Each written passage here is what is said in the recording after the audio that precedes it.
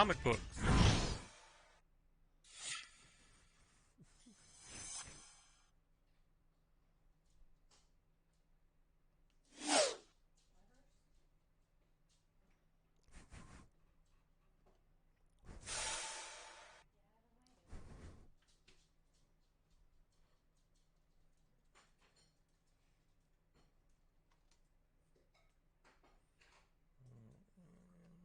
Check.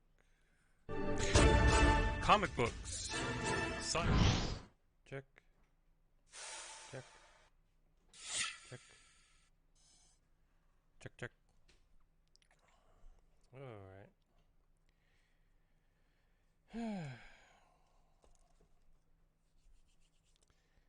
Well, that was annoying.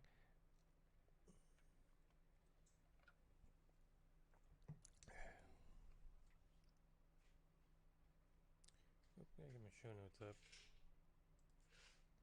And get this transferred over here.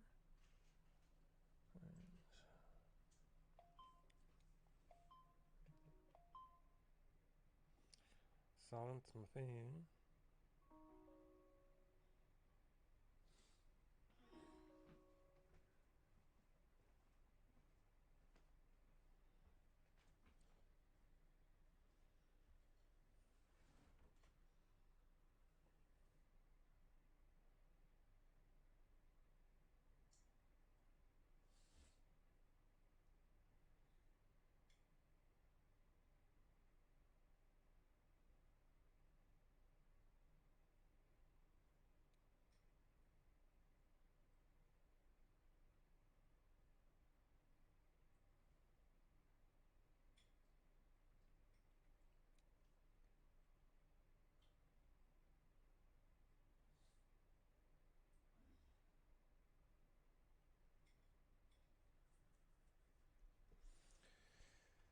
Okay.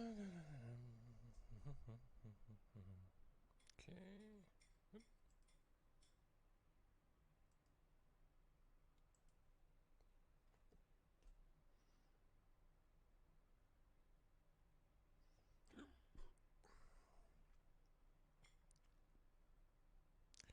Load 16 tons, what you get? Another older and deeper in debt.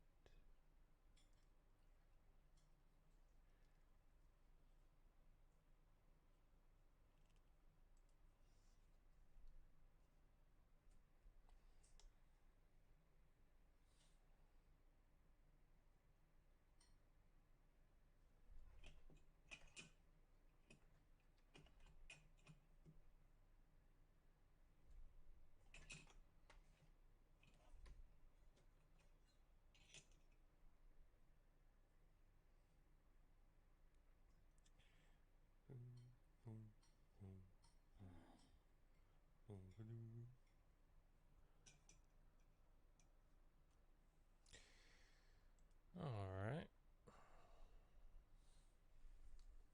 Hopefully no more hiccups with this today.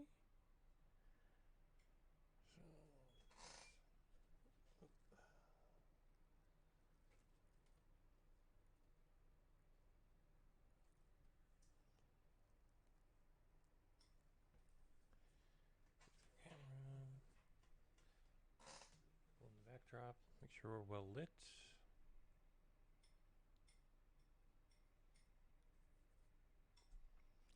Alright, I think we're ready to go.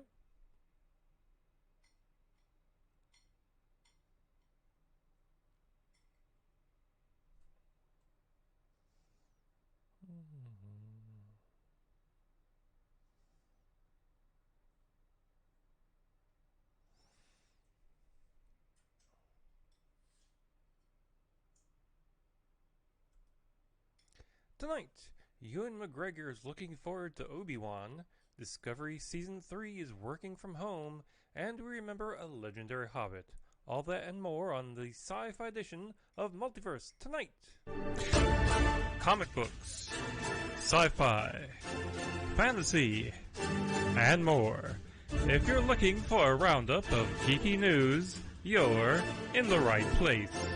This is Multiverse Tonight.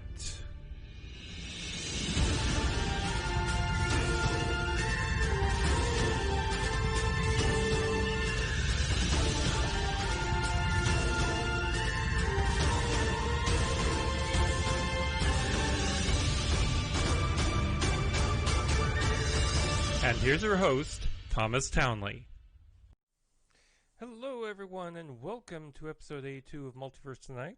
Of course, your host, Thomas Townley. And right at the top of the show, let's say happy birthday to the master of cinematic parody, Mel Brooks, who turned 94 just this past Sunday. Now, there are very few movies of his I don't love. But anyway, the star of the episode, if you'll remember, back in episode 80 of the show, I had a conversation with Jason and Tim from Sci-Fi For Me's H2O podcast about Sci-Fi For Me's Indiegogo campaign. Well, I'm sad to say that Jason decided to call it off after he wasn't going to get close to the goal. You know, I wish him the best of luck in their future endeavors. And, if first you don't succeed, try again. Now, by the way, if you want to give me a hand, just go to the website and hit the Support Me link at the top of the page. Now, let's go on to the Star Wars news. Solo is finally coming home. Solo, a Star Wars story, was one of the last Star Wars films that was stuck at Netflix. But with the partnership between Disney and Netflix coming to an end, Solo will now be premiering on Disney Plus beginning on July 10th. This next story goes out to my listeners in the United Kingdom. Variety reports that Disney will be bringing the 4K Ultra HD edition of Star Wars The Empire Strikes Back to theaters in the UK. Theater chain View will be the exhibitor of the upgraded movie and will be offered for viewing for their July 4th reopening. Now, theaters in the UK have been closed since March 16th due to the coronavirus pandemic, much like theaters here in the United States. Now, Star Wars, The Rise of Skywalker music composer Michael Giacchino had a secret role in the last movie as one of the Sith troopers. Michael Giacchino posted a picture of himself and J.J. Abrams as he was dressed in a Sith trooper outfit. Giacchino has a lot of work on his plate as he will be scoring Jurassic World Dominion as well as The Batman. Ewan McGregor is really looking forward to the Obi-Wan series. That will be coming to Disney+. The actor told Ace Universe Presents, quote, "I think I'm going to enjoy it much more. The prequels were all blue screen and green screen, and it was hard to imagine. But nowadays, I think things have moved on so much, and I think a lot of what you see is going to be what we see on the set.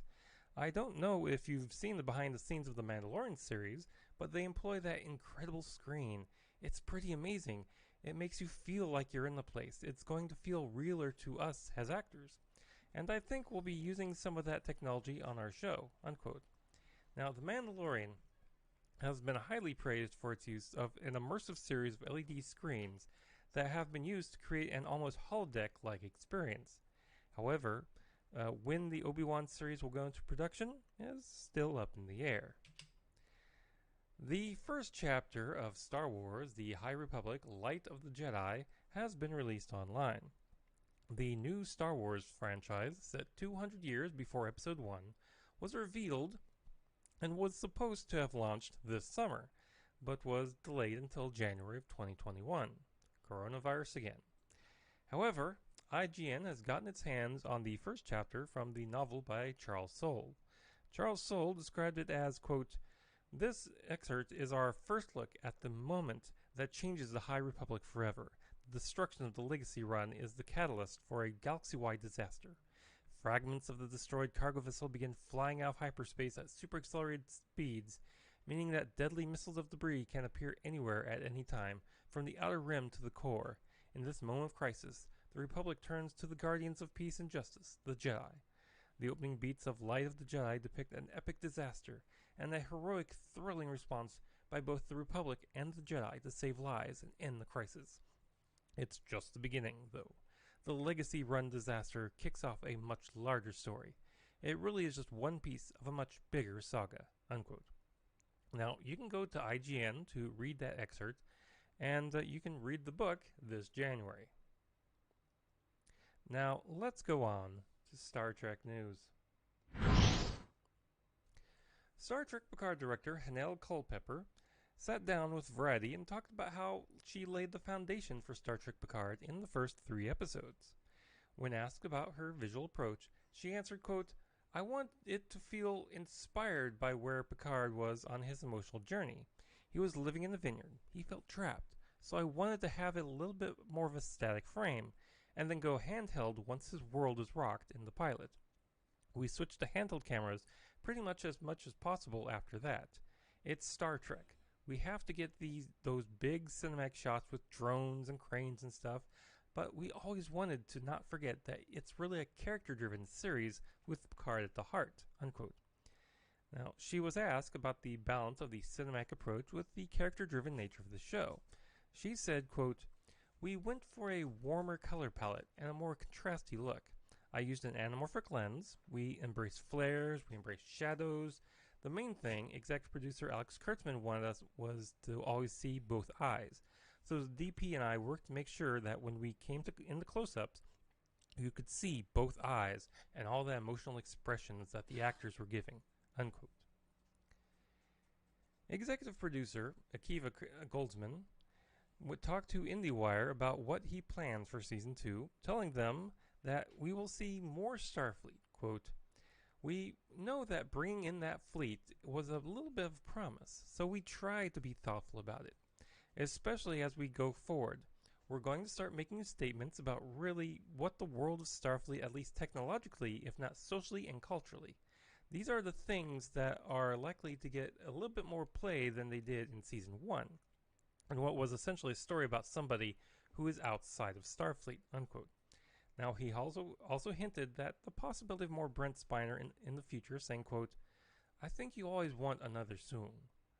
Goldsman said, "I think that we wanted to feather in the possibility of more Brent, and we knew we were letting Data go.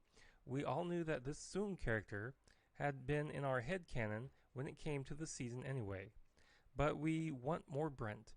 We wanted to create a platform for which there could be more Brent in the future." Unquote.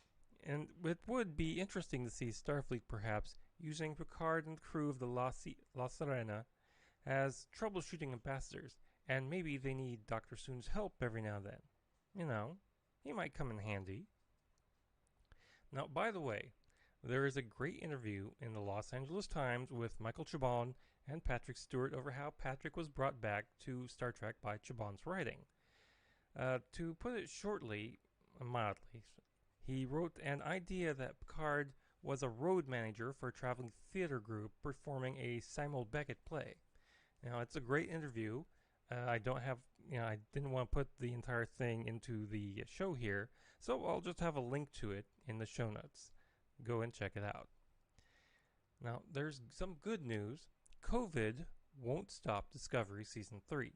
Well, I guess that's good news if you like the show, bad news if you hate the show, I don't know. Production wrapped up back in February before the big shutdown, and post-production was able to be moved to remote working. Now, according to editor Scott Gamzon, they are working as best and as fast as they can, but they're slowed by working from home.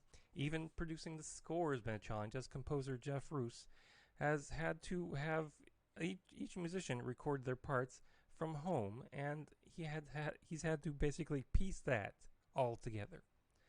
However, with the restrictions in Canada and California working, hopefully they can get closer to normal operations and get the season ready for eventual air. I guess we'll just wait and see. Now, another show on the horizon, and one that I really can't wait for, Star Trek Lower Decks, now has a TV home in Canada. It will air on CTV Sci-Fi and stream on Crave. Now, good news, and I'm sure everyone will want to see the animated series, as it might have guest appearances by Next Generation characters. Showrunner Mick McMahon hinted to Entertainment Weekly, quote, "There are a lot of recognizable characters in the galaxy at that point. Next Gen is my favorite era, and as a huge Trek fan, I would definitely want to try to use some of them so that I could not only build out the world, but also work with some of my heroes. But I can't get more specific than that. You'll have to wait and see." Unquote. The show will air later this year. Can't wait. Creation has started selling tickets for the rescheduled Star Trek Las Vegas convention. The con was moved from August to December, and from its longtime home at the Rio Hotel and Casino to the brand new Caesars Forum Conference Center, which is connected to Harrah's Hotel and Casino. As of right now, 67 Star Trek celebrities have been confirmed. However, might I suggest you get the travel insurance if you're planning on going, as this could always be canceled anyway. Now, on the heels of the Picard facepalm bust comes the Commander Riker facepalm mini bust. Now, this was originally planned as a San Diego Comic-Con exclusive, and the bust is available in a limited 1701 pieces, of course, but you can go ahead and order it from iconheroes.com for the low price of $90. Now, I'll have a link to that in the show notes. And may the palms be with you. Now, let's go to the geek news. Rick and Morty creator Dan Harmon is a busy man. Dan has a new deal now with Fox to develop a brand new animated series that will premiere in spring of 2022. The new show has no name yet, but will be a broadcast-only exclusive. Harmon will create and develop with Fox Entertainment and Bento Box Entertainment with animating it. Now, Rick and Morty just finished its 4th season, and there are plenty of new seasons planned. And while you need something to watch, go to Hulu and watch Solar Opposites. Fun show. The Critics' Choice Awards has been postponed and will now take place on March 7th. It will take place at Barker Hangar in Santa Monica, California, and with Taye Diggs hosting, and they'll air on the CW. Now, this follows news that the Oscars are being pushed back to April 25th, and they're changing the rules to fit the pandemic. The Emmys, in other news, have decided to make some changes also to their nominations. To start, every category will have at least 4 nominations. Now, if there are 20 to 80 submissions, there'll be 5 nominees. If it continues to rise until 240 shows have been submitted, then the cutoff will be 8 nominations. The Emmys are scheduled for Sunday, September 20th. Now, Hulu, as I mentioned, seems to be very happy with its new animated shows Solar Opposites and Crossing Swords, and has given both shows another season order. Now, Solar Opposites already had a season 2 order, so this will give it 3 seasons total. And Solar Opposites comes from Rick and Morty's Justin Roiland and Mike McMahon. And Crossing Swords comes from producers John Havertine IV and Tom Root, who are best known for Robot Chicken. And it's also a very, very cute, very funny animated show. Go check it out. An Animorphs movie is now in development. Yep, that's right, folks, the Animorphs. The 1990s teen book series by K.A. Applegate. And it's coming courtesy of Scholastic Entertainment and Picture Start Animorphs. Now, Picture Start Animorphs follows 5 teens who can morph into any animal they touch. They use their powers to fight a secret alien invasion. The book series had 54 books and a Canadian TV series in the late 90s. And this was after my time in school, so I don't know much about it. By the way, are you funky looking? An actor? And you live in New Zealand? Amazon's Lord of the Rings series wants you. Now, New Zealand talent agency BGT Actors, Models, and Talent has a casting call posted on their Facebook page for New Zealand residents with an overbite, face burns, long skinny limbs, deep cheekbones, a line on your face, acne scars, ears that stick out, bulbous or interesting noses, small eyes, big eyes, skinny faces, or missing bones preferable. And it's open to anyone between the ages of 18 to 65. So, all you weird people fall out. Now, some sad news to finish out the show. Movie producer Stuart Cornfeld has passed away from cancer at the age of 67. He produced Zoolander, Zoolander 2, Megamind, Tropic Thunder, Blades of Glory, Tenacious D in the Pick of Destiny, Dodgeball, Starsky and Hutch, The Fly, and The Fly 2. and co-produced National Lampoon's European Vacation. And, that's kind of sad. There's a lot of movies there. If you notice, a lot of Ben Stiller movies. He basically had a great deal with Ben Stiller. And finally tonight, we say goodbye to a legendary actor. Ian Holm has passed away on June 19th. He was born on September 12th, 1931. And when he grew up, he went to the Royal Academy of Dramatic Art. He was interrupted soon after by the British Army, where he served in Austria and attained the rank of Lance Corporal. He would go back to the Academy, where he graduated in 1953 and would become an established star of the Royal Shakespeare Company before finally breaking into TV and movie acting. In 1965, he played Richard III in the BBC miniseries The Wars of the Roses. He had many roles over the years, but geek fans will remember him in 1979's Alien as Science Officer Ash, the villain who had secret orders to bring the alien back. He also was in Chariots of Fire, Time Bandits, The Grey Stroke, The Legend of Tarzan, Lord of the Rings, Brazil, 1997's The Fifth Element as Father Vito Cornelius, The Day After Tomorrow, and many, many more. But he will be forever remembered for his role in the Lord of the Rings trilogy as Bilbo Baggins, the hobbit who causes his nephew to return the ring to the fires of Mount Doom. Ian would later reprise the role for the first and last Hobbit films, helping to bookend that story. Now, he's had many honors in his life. In 1989, he was made a Commander of the Order of the British Empire, and in 1998, he was honored with the title of Knight Bachelor. He has also won the Tony Award, the BAFTA, the Annie Award, and was nominated for Emmy and Oscar Awards. Now, Mr. Holm was married 4 times and had 5 children. He was treated for prostate cancer in 2001 and was also diagnosed with Parkinson's disease. He died in London on June 19th from complications from Parkinson's. Ian Holm was 88 years old. And it's very sad. My mother, if you don't know, died from Parkinson's related illness. So, I feel for him there, and I feel for his family. That brings us to the end of the sci-fi news. Now, be sure to check us out on our social media. We're at Twitter at Multiverse Tom. We're also on Facebook and Instagram as well. And if you'd like to contribute some money, please visit mtpodcast.com to go to our Coffee, Patreon, and now Glow.fm as well. Or just go to Multiverse Tonight and hit the Support Me link at the top of the page. And be sure to visit multiversetonight.com to check out the affiliate marketplace links, the link to our TeePublic store, our show notes, and so much more.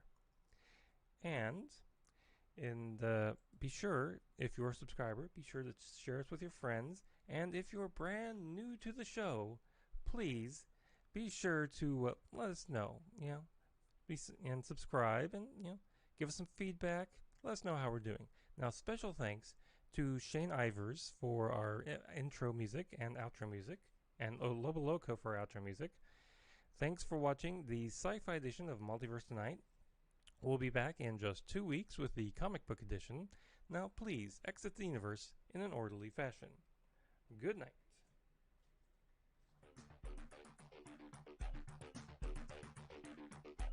Multiverse Tonight is a production of Half-Baked Genre Production, copyright 2020, all rights reserved.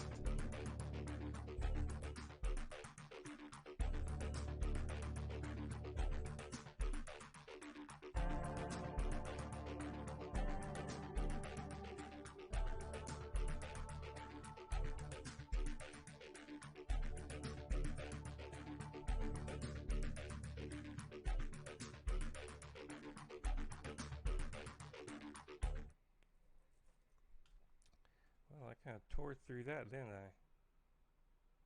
Sometimes you think you have more news, and in reality, it's really just something short. Oh, I want to show you this. I now have 2 cameras.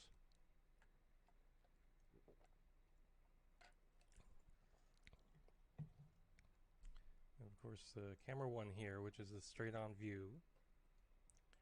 and camera 2 here, which is kind of more of a wide view looking, sideways at me. As you can see, the backdrop and into at my chair at the living room. So it's not great. I would have to basically come up with another thing right here. But I got this camera as a promotional item. It's from Amcrest. Something called Amcrest. They wanted me to try it out and write them a review, and and as the way of saying thank you, they gave me the camera to use for free. It's not a bad camera, as you see. It's pretty good picture. It has a mic on it. The mic, like any mic on the webcam, is terrible. Never use the camera. Never use the mic on a webcam. They always suck. But the camera's pretty good once you get it fixed. It's one of those cameras that doesn't have its own driver. It uses the default Windows driver, so you have to play. I had to play around with this a long time before the computer finally accepted it. But so far, it's working out pretty well. I don't exactly know. I don't really need a 2-camera shot at this moment. And if I place next to the other one, all I do is just jump from side to side using it. So I'll figure out something useful for this camera, but it's pretty good so far. Anyway, that being said, let's get on with the comic book news. I think there's quite a bit there. I think there's more comic book news than there is sci-fi news. Alright, let's switch my camera back. There we go. The only way I could use the second camera also is if I had my notes also over here on my second monitor. Because otherwise, the only way this would work is if I'm talking, extemporaneously, or I'm like side-eyeing my notes. But again, I'm still working this out. All right.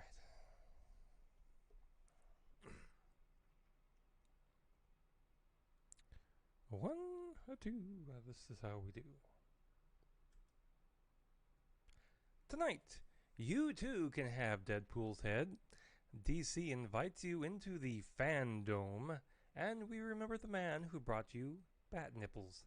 All that and more on this comic book edition of Multiverse tonight. Hold on. Dang me. Forgot to switch that. Comic books, sci-fi, fantasy, and more. If you're looking for a roundup of geeky news, you're in the right place. This is Multiverse Tonight.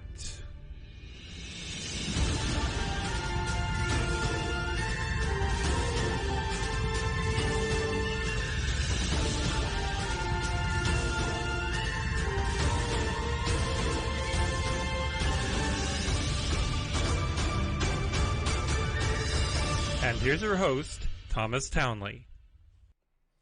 Hi, welcome all to the comic book edition of Multiverse Tonight, episode 83. Yeah, getting closer to 100. Not much to speak of at the top of the show, other than the weird world we're in now. I could show the folks at home a couple of pops here. I got the Tattoo and Mr. Work pops from Fantasy Island. Kind of neat. Maybe that's where I should put my second my second camera. Have those aimed at my Funko Pops there beside my desk. Give you something else to watch other than my head. Anyway, but doing okay. Had a little, problems with my new car. Had to take it into the shop. Turns out the transmission control module is hanging on by just one bolt. So it's going to be expensive to replace. Luckily, my mother-in-law is a great woman. She's working. She got a hold of the person at the right place, and they're trying to help me out. So hopefully, it won't be $800. Maybe it'll be $500. But it is what is. Anyway, let's go ahead and get on with some Marvel news. Now, we start Marvel news tonight asking, would you like to get ahead? How about Deadpool's head? Well, now you can. Hasbro has unveiled the Marvel Legends interactive electronic Deadpool head. Now, here's the official details. Quote, the Marvel Legends Deadpool head is a premium electronic interactive app enhanced collectible with over 600 sound effects and phrases, multiple sensors and motors for expressive movement. The free app sets Deadpool up to play pranks, insult your friends and loved ones, or wake you up every morning, maybe even on time. The head is in full scale. It's fully interactive with a free app that will allow you to make Wade tell jokes, pranks, and insults, unquote. Now, you can order him from stores like Entertainment Earth, Amazon, Best Buy, and Walmart for the low price of $99.99. Now, it'll be released in stores in September. Now, also coming out is a brand new set of Marvel Legends figures, including Pirate Deadpool, Warpath, Blue Deadpool, Shukla with Jeff the Baby Land Shark, Sunspot, Maverick, and Black Tom Cassidy, that come together to form an X-Factor Strong Guy Build-A-Figure. Everyone wants to have Deadpool's head on a swivel. Well, now you can. The NBA wants to resume the season with 8 games followed by a 16-game playoff. Now, in order to do this and to ensure that the players don't get exposed to COVID-19, the players would have to be sequestered at Disney World resorts in Orlando, Florida, and the season, so to speak, would be played at ESPN's Worldwide Sports at Disney World. So what does this have to do with geek news? Well, the teams will need entertainment as they won't be able to get out. So entertainment will have to be given to them, including getting to see Marvel's Black Widow about 2 months before it's released to the general public. Now, how will they keep the players from spoiling it for the rest of us is, okay, let's face it, they'll spoil it for the rest of us. Maybe they should rethink the idea, Black Widow is due out in theaters on November 5th. Meanwhile, new content must be made, especially new Marvel movies. Now, according to star Salma Hayek, Marvel's The Eternals will be doing reshoots soon. Posting to Instagram, quote, in anticipation of reshoots, I finally had to do my roots, quote, with pics of her hair before and after. The Eternals had managed to wrap up principal photography before the pandemic shut down all productions everywhere, but they still have a bit of time to complete everything. The Externals is set to be released into theaters 2 days before my next birthday, February 12th, 2021.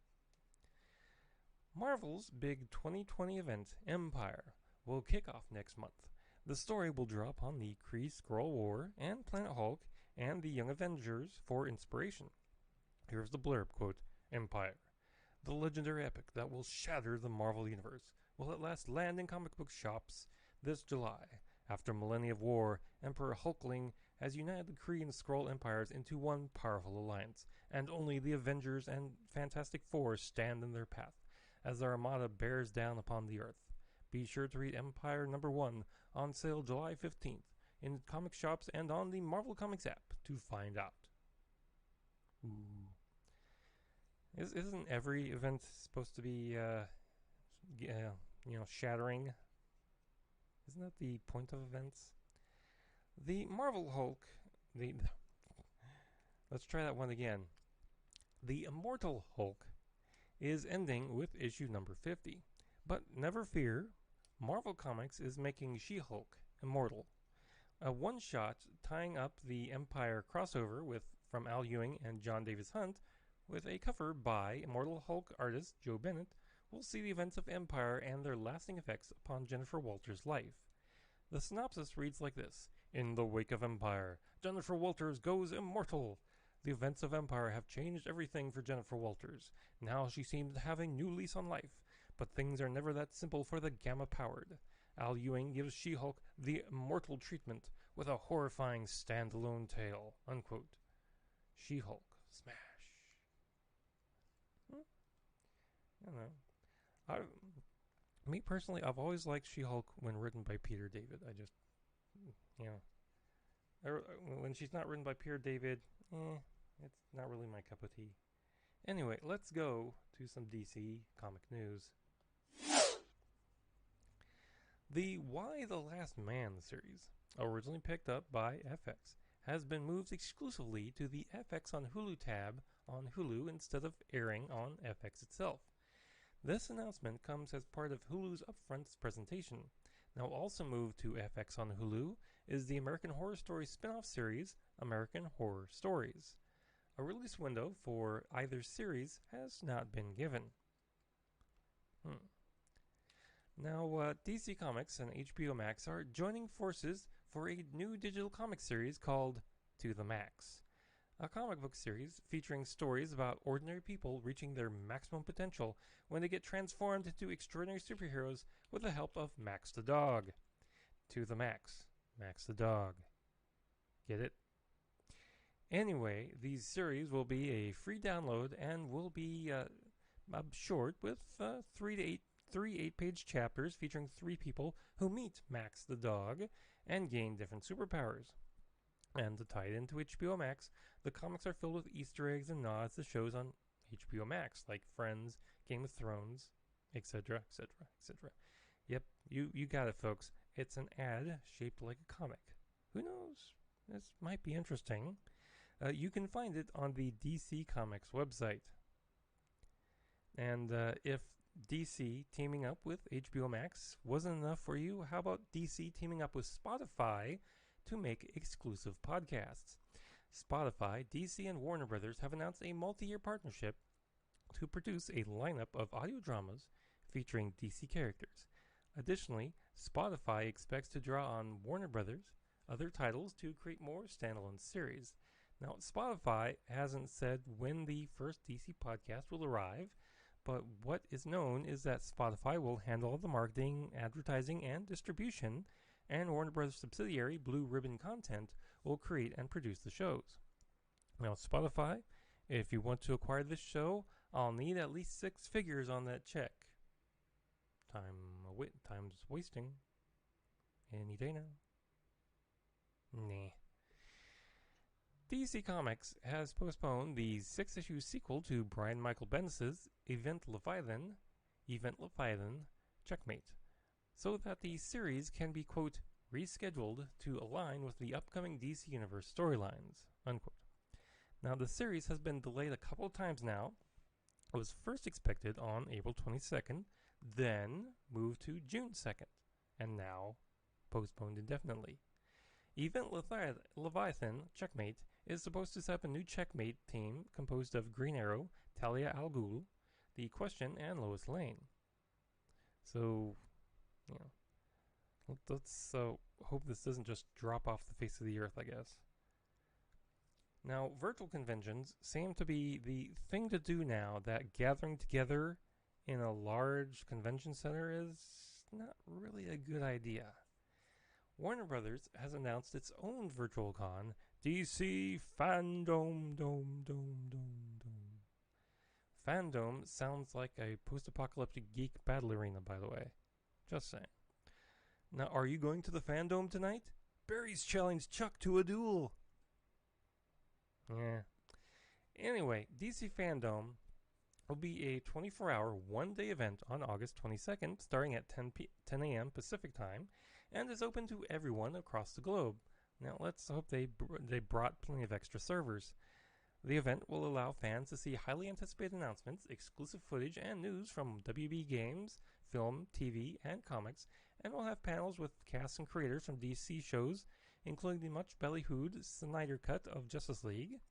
Now, Warner Brothers CEO and chairwoman Ann Sarnoff said in a statement, quote, "There is no fan like a DC fan. For more than 85 years, the world has turned to DC's inspiring heroes and stories to lift us up and entertain us. And this massive immersive digital event will give everyone new ways to personalize their journey through the DC universe without lines, without tickets, and without boundaries.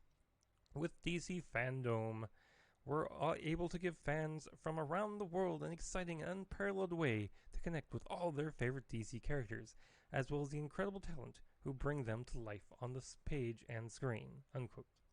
Now, there weren't much more details past that, but when we get those details, we'll let you know.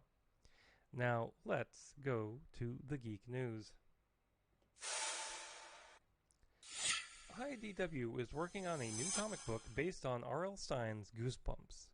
The 5-part Goosebumps Secrets of the Swamp will be the third Goosebumps series that IDW has done since they got the rights to it in 2017.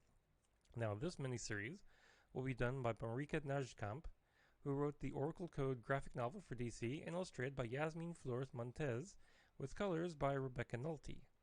In a statement, Najkamp said, quote, I have fond memories of Goosebumps, terrifying me as a kid, and I'm thrilled to get to play around in Fever Swamp now. Secret is a story all about finding your place in a new town, figuring out who your friends are, and dealing with the deadly monsters that lurk in the shadows. With Yasmin bringing the characters to life in such a wonderful way, I hope you'll get caught in its snare too. Of course, in Fever Swamp, all secrets have sharp teeth, so best be careful you don't get bitten. Unquote. Goosebumps Secrets of the Swamp comes out in September. The Emerald City Comic-Con 2020 has been canceled. The Seattle Con was originally scheduled for March 12th to the 15th, but was rescheduled because of the coronavirus concerns. Now, it was going to be on August 21st to the 23rd, but now that's been canceled to be replaced by a digital event in August. The 2021 edition will be March 4th to the 7th. All tickets for the canceled con will be refunded. Daria, the 90s MTV animated show, is getting a spin-off. MTV Studios has announced the adult animated series will star Tracy Ellis Ross from Blackish as Jodie. The show will follow Jodie as she graduates from college and enters the complicated real world. The series will be created by Grace Edwards, who will also be its head writer. The air date has yet to be announced. That might be interesting. I always had a thing for Daria. That was a good show. Dungeons & Dragons is getting its own cookbook. 10 Cent Press is making Heroes Feast, the official Dungeons & Dragons cookbook. It will have 80 recipes based on the cultures and monsters found in the game. Now, the book was written by Kyle Newman, John Peterson, and Michael Whitner, the team behind Dungeons & Dragons Art and Arcana. There are recipes for snacks, main courses, desserts, and drinks, each with a story about the dishes such as Bitopian shepherd's bread, iron rations, savory hand pies, and hogs and bedrolls, Amphil braised beef, Homlet golden brown roasted turkey, Drow mushroom steaks, and moon-shaved seafood risotto. That kind of reminds me I haven't had lunch yet. Now, desserts and cocktails include Heartland's rose apple and blackberry pie, Yawning portal biscuit, and Chilton zombie. The book can be pre-ordered now at Amazon for the low price of $35 and will come out on October 25th. Now, Free Comic Book Day has gotten fat in quarantine, and it will now be Free Comic Book Summer. Yay! Diamond Comic Distributors has announced that the event will take place in comic book stores across the country with brand new free comics every week from July to September. Retailers will receive 5 to 6 free titles in their weekly shipments, and there will be 45 titles total from publishers like Marvel, Image, Boom, Dark Horse, IDW, DC, and much more. The event will start on July 15th. Now, we'll have a list of the comics when they arrive in stores in the show notes. And it is a long, long list. There's about, I'd say, 5 to 6 comics in each week, so all the way up to September. So be sure to check out the show notes and find out when a comic you might like will be coming to you. Now, here's something you didn't expect. Nickelodeon is bringing back the Smurfs to television. The network announced that LAFIC Belgium and IMPS will produce the new series. Now, this will be a CG animated series that will debut in 2021, with a new line of toys arriving in stores in 2022. How Smurfy. Disney has a new animated feature planned from Zootopia directors Byron Howard and Jared Bush. According to Disney Insider, Enchanto, which translates as charm in English, quote, centers on a young girl and her family in Brazil who all have magical powers. Sadly, the young girl has no powers. The film's music will be done by Lin-Manuel Miranda, unquote. Now, no word on when it's expected in theaters, but Disney Insider seems to think that it will be a November 2021 release. You know, I think that might be interesting. I like Lin-Manuel Miranda's stuff. I'm especially looking forward to seeing Hamilton on Disney Plus in a few days. Aren't you? The Writers Guild of America West has reached a $5.25 million settlement with Disney over interest on late residuals owed on The Simpsons, Family Guy, The Cleveland Show, American Dad, and Futurama. Now, the Guild says that this is the largest interest-only settlement in history. Now, they've already written 250 such checks, and I'm sure with the shutdown, that money is really, really needed right now. Now, Fox has also said that they've renewed its newest animated show, The Great North, even before it's premiered. The show comes from Bob Burger's creator, Lauren Bouchard, and will be a mid-season replacement shows how Fox is aggressively ramping up its slate of animated shows. The Great North is about the Alaskan adventures of the Tobin family. Beef is the dad, played by Nick Offerman. His daughter Judy, played by Jenny Slate, has artistic dreams of winning out of the family fishing boat and into the mall. Rounding out the family is Judy's older brother Wolf, played by Will Forte, and his fiancée Honeybee, played by Dulce Sloan. Middle brother Ham, played by Peter Rust, and then the old little brother, played by Moon, played by Aparna Nacharla. Judy gets advice from her boss, Allison, played by Megan Mullally, and her imaginary friend singer Alanis Morissette, voiced by Alanis herself. Now that sounds interesting. I like all the stuff from Bob's Burgers, and wish I could see that Central Park series, but that's on Apple TV. I have enough streaming services already.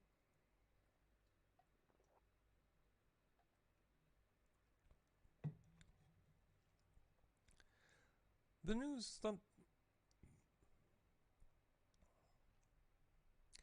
SpongeBob SquarePants movie, Sponge on the Run, is running away from movie theaters and will instead premiere on digital in early 2021 before going to CBS All Access. The movie was originally going to theaters on Memorial Day, but was going to be rescheduled for August 7th. And now, well, it's gone straight to the people. Oh, good. I think they'll make more money doing it through digital in theaters anyway. I think I'm going to break down for a second. I think that certain movies are going to go straight to digital now, and basically big blockbuster movies are the ones that are always going to go to a theater first. So your smaller movie will just go the digital route. The big movie like Tenet will go first to a big screen because that's what it's built for. Anyway, I'll get off the little soapbox here, and we'll go to our final story tonight. Joel Schumacher, a man who has been both loved and reviled by fans and critics alike, has passed away. Joel was born in New York City and studied fashion, earning a Bachelor in Fine Arts degree from the Fashion Institute of Technology in New York. Now, after working in the fashion industry for a while, working for Revlon and Bendel's department store, he realized his passion for filmmaking and moved to LA, where he began his media work as a costume designer, working for movies like Woody Allen's Sleeper. Now, Schumacher's first screenplay came in 1976 with the musical drama Sparkle. He also wrote screenplays for Car Wash and The Wiz. Yes, that The Wiz.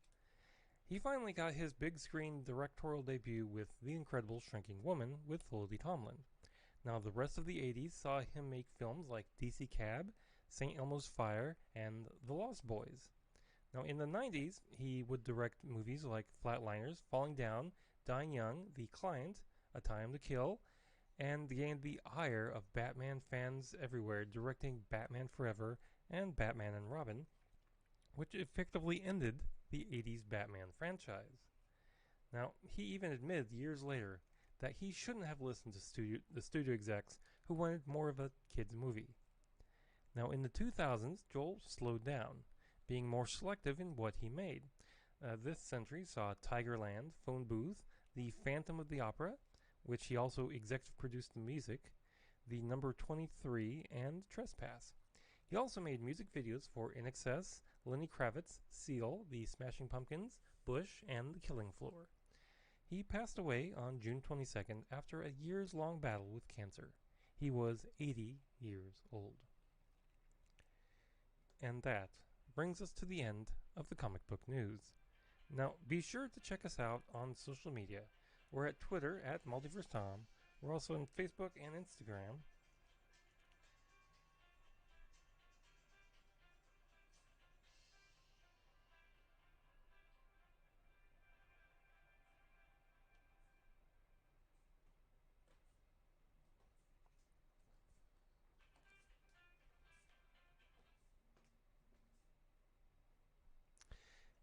And that brings us to the end of the comic book news.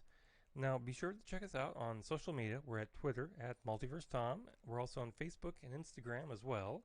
And if you'd like to contribute to the program, please visit mtpodcast.com to go to the Coffee, Patreon, and Glow.fm links. Or just go to Multiverse Tonight and hit the Support Me link at the top of the page. Or hit the Support Me button in many of the podcast players nowadays. And be sure to check us out at multiversetonight.com to check out the affiliate marketplace links, the link to the TeePublic store, our show notes, and so much more. And if you're a subscriber, be sure to share us with your friends. Share us with as many friends as you can get a hold of. And if you're brand new to the show, still share us with your friends, but be sure to subscribe as well. And leave us with some feedback and let me know how we're doing. You know, I'd love to know your perspective on some of the stories I've read today. Now, special thanks to Shane Ivers for our intro music and Lobo Loco for our outro theme music. Thanks for watching the comic book edition of Multiverse Tonight. We'll be back in just 2 weeks with the sci-fi edition. Now, please, exit the universe in orderly fashion. Good night.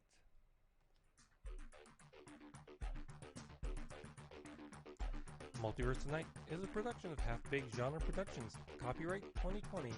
All rights reserved.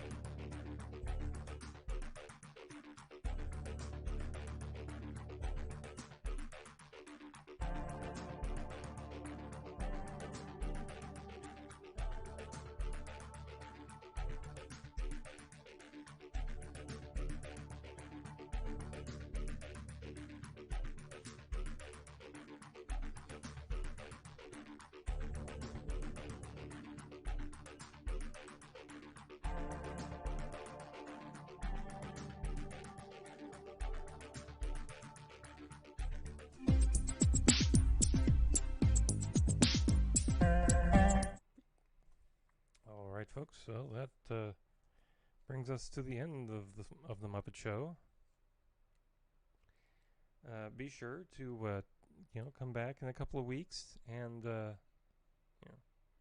again, give us feedback. Yeah, go to Twitter, go to Facebook, go to Instagram. On all those. Yeah. Or I said we're on all sorts of places. But I look forward to the next episode. See you later.